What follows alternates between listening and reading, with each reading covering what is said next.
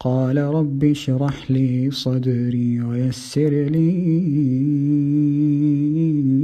أمري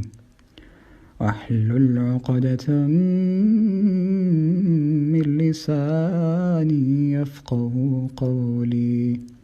واجعل لي وزيرا من أهلي